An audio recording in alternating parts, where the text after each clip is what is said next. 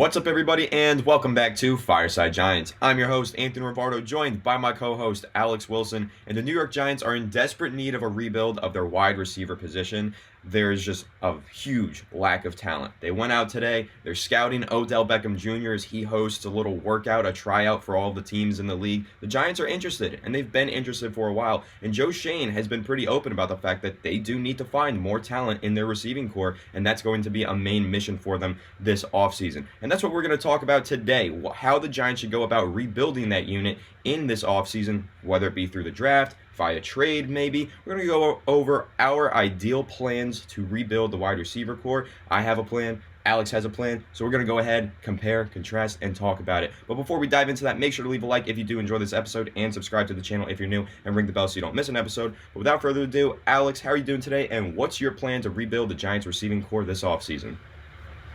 How's it going, my friends? Well, today, I definitely want to talk about the wide receivers and kind of give you guys, as Anthony mentioned, to compare and contrast. And I want to get your opinions too. Let us know what you think about each individual plan, which one you'd prefer, if you change anything. I'm sure you guys have a lot of thoughts. And there's really no right or wrong answer right now because ultimately anyone the Giants get is going to be an upgrade of what we had last year. Now, the holdovers include Isaiah Hodgins. That's pretty much it. Darius Slayton's probably gone. They're saying his price tag's going to be quite lofty, and I think the Giants ultimately move on from him. Sterling Shepard's also a free agent, maybe an option to return on a minimum contract. But the Giants could use some big upgrades. As we know, we have the 25th overall pick. We have a lot of draft picks, 11 in fact.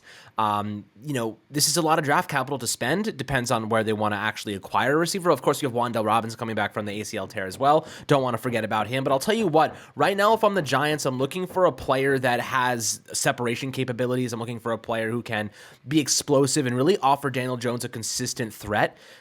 So with that being said, the free agency class is quite thin. I know Adam Thielen is going to be hitting the free agency class. Please stay the hell away from him. We're hearing trade rumors about Gabe Davis from the Bills. Don't want to go in that direction either.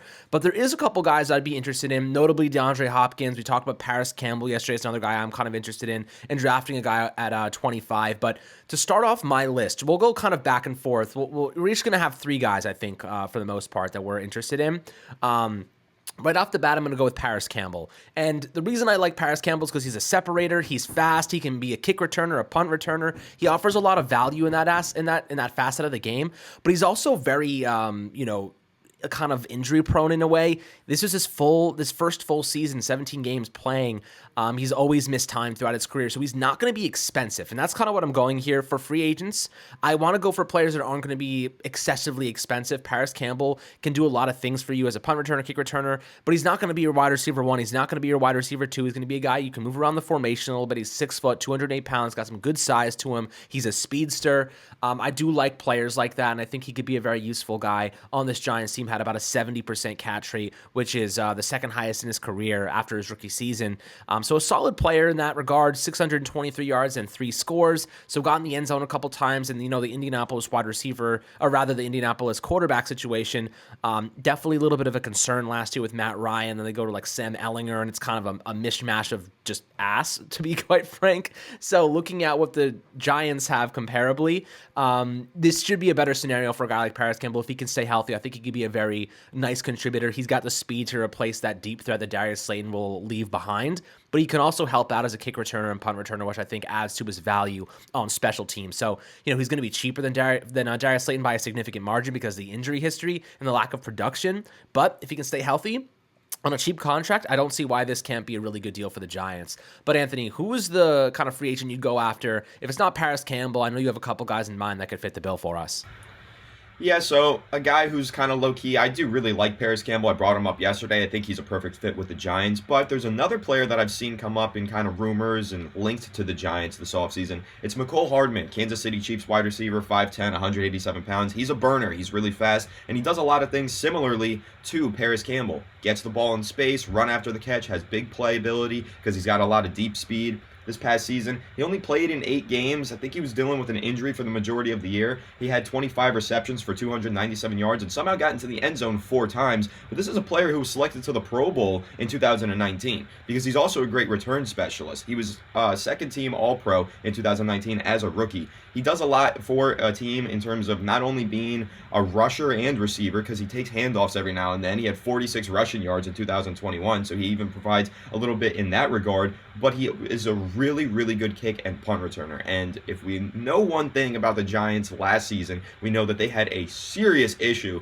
in the return game because they tried to throw Adoree Jackson out there. He got injured. That derailed our season for a little bit. That was a horrible move. And now I think that the Giants need to go out there, not go with a guy like Richie James who's going to fumble twice in one game. They need to get a guy like Mecole Hardman. If you take a look at his career stats, he was a really good punt and kick returner, particularly when he was a rookie. He had 27 kick returns for 704 total yards that season. He had 26 yards, 1,426 total yards as a return man, punting and kicking as a rookie. And then 2020 and 2021, he posted at least 900 yards returning in both of those seasons, and only 300 yards this past season. But again, he only played in 8 games. So like I said, I really like Mecole Hardman because he doesn't only add an element of receiving to your offense. He's got a really high catch rate this past season of 73%. He doesn't drop a lot of passes. He does a lot after the catch as well. I really like his game, and I think that when you add in the element of being one of the best kick and punt returners in the NFL, this makes a lot of sense for the Giants. They need more depth at the receiver position. They need more fast guys in their receiving core, and they need a kick returner. They don't have one. They don't have someone who they can say can reliably return their kicks and their punts. So Mecole Hardman is my choice. I know you said Paris Campbell. Again, I like Paris Campbell, but when you're taking a look at it, Paris Campbell doesn't provide as much as Mecole Hardman as a return specialist. And having a guy like Mecole Hardman, I think you could sign him pretty cheap in free agency. I don't think he's going to cost all that much. He's coming off of a 2022 season where he was injured and didn't play a whole lot. So I think he goes into free agency, probably doesn't have the biggest market, but his connection to Mike Kafka, his playing style, and the way that it fits in Brian Daboll's offense, it just makes sense to me. So, Alex, I guess I'm curious to hear your take on Mecole Hardman and whether or not you would like to see him signed by the Giants. I mean, look, Mecole Hardman's a great player. He is a playmaker. He comes from an offense that's high octane with the Chiefs, and playing with Patrick Mahomes makes your life a little bit easier. But Mecole Hardman's an athlete, right? Like, we need guys who separate. We need guys who are fast. We need guys you can put in motion that are going to draw attention away, and that's kind of what he does. He's a guy that draws a lot of attention. You move him, you put him in motion, you can put him across the line of scrimmage, and he can do a lot of things. So you can work on the outside, he can work on the inside, you can use him as a jet sweep kind of guy. This is a player who has a proven history of production. I know he was a little bit hurt this past season, I believe, but like we said, the wide receiver free agency class is quite thin. My only qualm with a guy like Mecole Hardman is he's going to get a lot more than he's actually worth because of how little supply there is on the wide receiver market. So if you're looking at Mecole Hardman, he's going to get a bigger contract than I think the Giants will be willing to dish out, and they could probably replicate his statistics with a second or third round draft pick, just because I feel as though he's an athlete, right? If you get a guy that's an athlete, like, look at Tank Dell. That's a guy a lot of people are talking about right now. He's someone that could end up going in the second round. Really great route runner, got some speed to him, good hands. Someone that Carl Banks has routinely kind of mentioned on his Twitter account. He's spoken to me about that as well. So I do like the idea of going with someone, like an athlete that can move around the line of scrimmage in the draft, instead of paying more than what Mecole Hardman is worth on the free agent market. The reason I'm going with Paris Campbell is I think he's kind of a low risk, high reward type of guy, and I think he's going to be a lot cheaper because of his health history. But Hardman, coming from a Super Bowl winning team, coming from a system that made him look a lot better than he probably actually is on a worse team, you're going to have to overpay for that, and you're probably not going to get the same level of production. So while I do like Mecole Hardman, I think that you're kind of hoping to get his Chiefs version, and you're probably not going to get that because of how great Patrick Mahomes in that offensive system is, if that makes sense. Yeah, that does make sense. But looking at free agency again, I have another player in mind. Now, this is going to be what we're going to call the big ticket signing, okay? Because you have one as well. Yours is via trade, so I'll let you get into yours after I go into mine. But my big ticket signing and acquisition for the Giants at the receiver position is going to be Odell Beckham Jr. Now, I know a lot of fans won't like to hear that. A lot of fans will like to hear that. But I want to see the reunion happen. I would love to see OBJ come home to New York and play where he was always meant to play. I want to see it happen. I know that he's coming off of an injury. Who knows how good he's going to be, but at the very least, I think you get a solid WR2 for your offense. No, I don't think this is all-pro OBJ like it was in the past. He's not a WR1 anymore. He's not going to be your primary receiving threat, but he can play on the outside. He can play from the slot. He's a damn good wide receiver, and I still think that he has the capabilities to be one, even though he's coming off of another injury. Now, again, we'll see how his workout goes. The NFL teams that are there, they will make a determination as to how much he's worth in free agency. He can be signed at any point. He doesn't even have to wait until free agency technically begins because he was a free agent throughout the 2022 season. So OBJ could pretty much be signed by the Giants whenever. And again, I hope that they sign him. I know that he has a lot of interest and desires to play alongside Saquon Barkley again. He's praised Daniel Jones pretty openly in the media before. I think that Odell Beckham Jr. really wants to be in New York and wants to be signed by the Giants, and the Giants do seem to have a lot of interest. So I think this is not only kind of an exciting move for the Giants to make, it's also a pretty realistic move. I think this is one that might low-key be in the works for the New York Giants. So OBJ, I like him. Bring him back. I know a lot of fans won't want to hear that. They don't want to see the controversy and kind of the media storm that will occur once OBJ graces us with his presence again. But again, I think that he could still be a really solid and impactful player. I don't think he grabs the spotlight the same way that he used to. I don't think he causes the problems in the media the same way that he used to. Is he perfect? No, but I think that if you're looking for a solid WR2, Odell Beckham Jr. on a 3-year deal worth around $12 million per year. If you can get him at that price, I'd do it personally. I think that's totally worth it for a WR2 that, first of all, is a good player, and second of all, it kind of brings a spark back to the fan base. I think there are a lot of fans that would be really excited by this move, and I know that Saquon Barkley would be super excited by this move. So I think that this could do a lot for the team. So Alex, I guess I'll let you give your take on OBJ, but then I want to hear who your big ticket acquisition is for the Giants this offseason.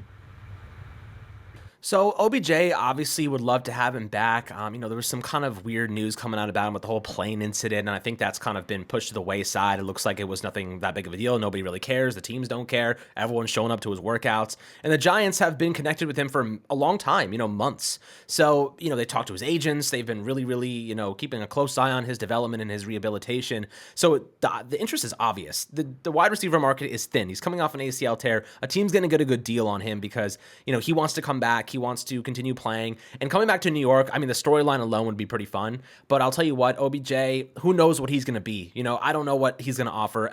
And for what it's worth, let's get this out of the way right now. If you think OBJ is coming back here and doing what he did back in 2014, 50, whatever it was, that is not what's going to happen. He is a wide receiver 2 at best right now. Coming off 2 ACL tears, he's older. This is not going to be the same OBJ, my friends. This is not going to be that electrifying receiver that we saw back in the day. But he might be able to resurrect some of those fun moments and those big catches and those flashy, exciting plays. And that's really what we're hoping for. He can do some big things for us, and he can be a nice complement to a wide receiver 1. Whether that's a guy like DeAndre Hopkins, who is in my plan, or if it's a guy like Jordan Addison or Quentin Johnston, like in Anthony's plan.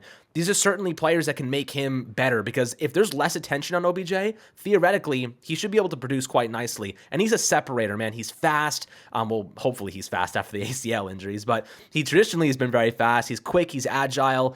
He's a player that hopefully can offer this team something. So if they ended up with OBJ, I'm happy about it. I'm fine with it. I think he's a good player. He's better than anything we currently have on the roster, and that's coming off of injury. So, would I be upset about it? Not a chance. We getting wide receiver talent. We're getting a guy that made watching the Giants fun for like the first 4 years of his career because of just how bad our team was. But, that's kind of my take on OBJ. Yeah, and I think that's a solid take, and I'm curious to hear who your big ticket player is. I know who it is, but I would like you to introduce that one. But I will say on the OBJ front, the meeting is today. We'll have a much better idea of what his market value is going to be after the workout. He's going to have that at 2:30 local time in Arizona, so that's going to be 5:30 Eastern Standard Time. So we'll see tonight and maybe tomorrow. Who knows? Maybe the Giants go to that meeting. They meet with him at his workout, and they say, we're just going to sign you right now. Again, he can be signed before free agency begins because he was a free agent throughout the 2022 season. So it'll be interesting to see what happens. But Alex, I want to hear your big ticket acquisition for this offseason. So my big ticket acquisition for this offseason would be whoever the hell we draft a wide receiver at 25. And I think the Giants need to go with a receiver at 25. That's obviously like the big future, solution. But if we're looking at like a big ticket that's not through the draft, I'm looking at DeAndre Hopkins as my guy. That's someone I've wanted on the Giants for quite a long time. He said he's very open to being flexible with his contract too, which I think is a really good thing. He said the last 2 years of his deal, I'm open to negotiating that. Like I'm not set in stone with that contract. I'm open to kind of dealing around that. It really depends. What do the Cardinals want for DeAndre Hopkins? Is it a mid-round pick or is it a first-round pick? Anything that's more than a first or second, like I'm okay with. I don't want to be giving up first and second round picks for anybody. Like, really, that's kind of my take. I mean, I guess Hopkins, you can make the argument that, like, you get a wide receiver one, you give up a second round pick, like, that's a good deal, but you also have to pay DeAndre Hopkins, so the money has to make sense. If all it kind of made sense and it all came together, I think it would be a great deal for the Giants, and Hopkins would be tremendous. Yeah, no, I'm in complete agreement with you. I think that DeAndre Hopkins, even though he is 30 years old, he's in the twilight stages of his career. If you look at the contract and the fact that he's willing to be flexible with it, you can get him for the next 2 years, and by then he'll be 32. Then you could think about maybe moving on or extending him if he's still playing at a high level, but he is still playing at a really high level. DeAndre Hopkins had over 700 receiving yards this year. He missed some time. He was suspended for a while. That's why his no trade clause was voided and why this is even a topic of conversation. The Giants can make a move for him because he doesn't have a no trade clause in his contract anymore. But this past season, he was playing in Arizona, who had a rotation of backup quarterbacks who stunk week in and week out, but he still managed to put up 700 yards, a few touchdowns. DeAndre Hopkins is still one of the best wide receivers in the NFL. So if this were to be the big ticket acquisition for the Giants, I would be thrilled, man. I know, listen, the price has to be right. I don't want to give up necessarily. I definitely wouldn't give up a first round pick for Hopkins at this point. He's a 30-year-old receiver, but if we're talking about a second or maybe a third round pick or maybe something in 2024 in terms of draft capital, I would totally consider it. I think that Hopkins is still a really solid player,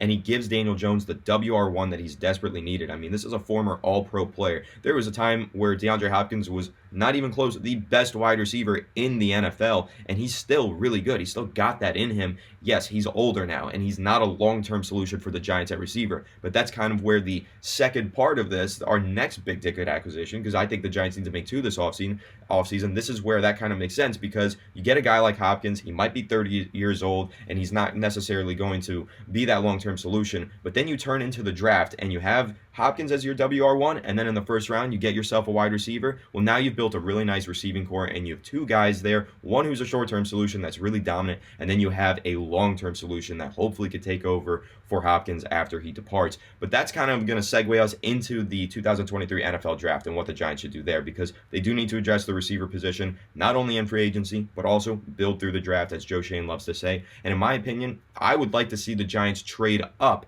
and go and get the best wide receiver in the class. Now, Alex, I know that you just mentioned you would like to see the Giants stay at 25, just draft the best receiver available. For me personally, I think they should be aggressive, move up, and go get the best receiver in the draft class. And to me, that is Quentin Johnston. I think he's going to be the first receiver off the board. He was dominant at the 2023 NFL Scouting Combine. His tape is phenomenal. He's a big play threat. He can make plays after the catch. He can go up and get it, high point it, and he's got so much speed to go deep. He's a vertical receiving weapon. And I think that Quentin Johnston would do wonders in a Brian Dable-led offense and give Daniel Jones that big play machine that he really needs. So I think that the Giants should trade up. There is precedent for this. Last offseason, the Detroit Lions made a trade. They gave up the 32nd, 34th, and 66th pick to the Vikings for the 12th and the 46th pick. So it sounds like a lot, but if you really look at it, they moved up 20 picks. The Giants wouldn't have to move up that far for Quentin Johnston, and they really just did a swap of second-round picks in there and then gave up a third. So essentially, they gave up a third-round pick and then moved down in the second round. That's it. That's really not a whole lot. And if I'm the Giants and I'm looking at that trade and using that as my framework to move up and get Quentin Johnston, I'm going to make sure that that works. I'm going to make that trade because Quentin Johnston will be a dynamic, big play threat, exactly what Daniel Jones needs. So then you're taking a look at my plan here, and this is what my receiving core now looks like. WR1 is going to be Quentin Johnston. There's your big body, outside, fast guy who can make plays after the catch. WR2, Odell Beckham Jr. WR3, you can have Mecole Hardman rotate in there with Isaiah Hodgins, and maybe you extend Shep on a low-key deal. And I think that there are some other guys, Wan'Dale Robinson as well, out of the slot. So that to me sounds like a really good receiving core, Alex. So I'm curious to hear your take on my plan for the offseason at receiver. And also, how would you wrap up yours in the 2023 draft? I mean, look, Quentin Johnston has the most potential out of any wide receiver in this draft class. It's objectively true. Tangibly, the guy is a monster. He's got the height, he's got the size, he's got the physicality, he's got decent enough hands. Hopefully he can improve in that category. I know he's had some drop issues, kind of a body catcher. We need him to kind of develop as a hand catcher. But you watch his stature, man, the guy is a physical freak. Like, if you made a receiver in a lab, it would be Quentin Johnston. The question is, can he translate to the NFL? Can he become that type of guy that's like a mash between like DeAndre Hopkins and, DK Metcalf? Like, he's got that type of speed and athleticism. So the question is, like, if the Giants do draft him, how long is it going to take him to reach his potential? And I'm not really worried about that. I think I trust our coaches. I love Brian Dable, love what we've got going on there. So I think that you go and get a guy like that. He's going to be a star for us. He's going to be a heavy contributor. But again, like there's a lot of receivers. Zay Flowers, you got JSN, you have Jordan Addison. There's a lot of really great guys. Jalen Hyatt. So much great talent at the wide receiver position. Personally, I'm just going with the top guy on the Giants board at 25 at the wide receiver spot. I don't care who it is. Any of those guys are going to be a massive upgrade for what we want. Even if it's Zay Flowers, look, I know he's more of a slot guy, but he's a playmaker, man. The guy is electric. He produces. Jordan Addison, electric, produces, can move around the formation. Jalen Hyatt, fast, speedy. Obviously one of the best receivers in this draft class has been getting a lot of attention recently as a first-round pick. So whoever the Giants have at the top of their board at 25, that's what I'm going with because I trust them and I trust what they actually want to do here. So to round out my plan, I would sign Paris Campbell.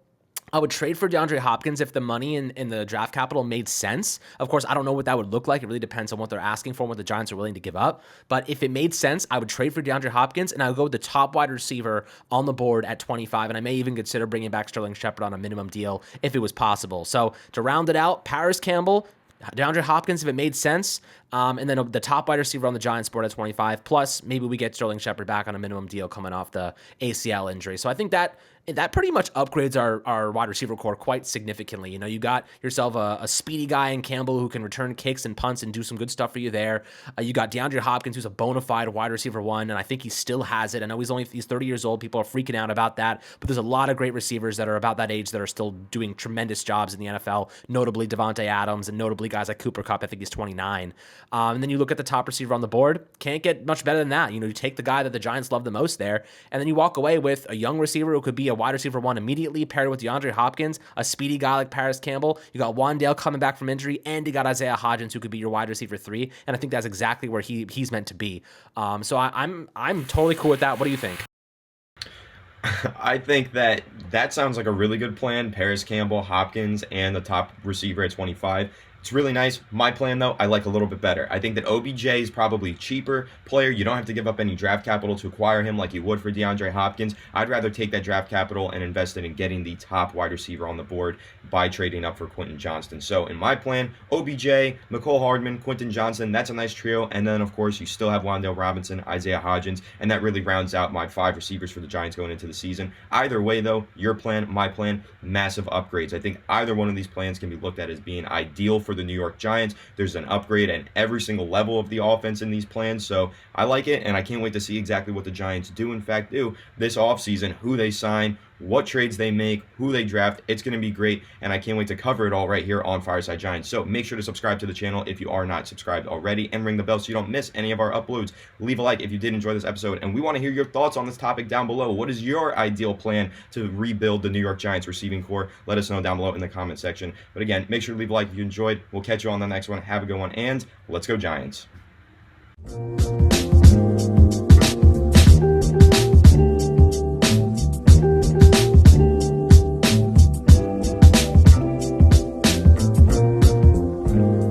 TVSO.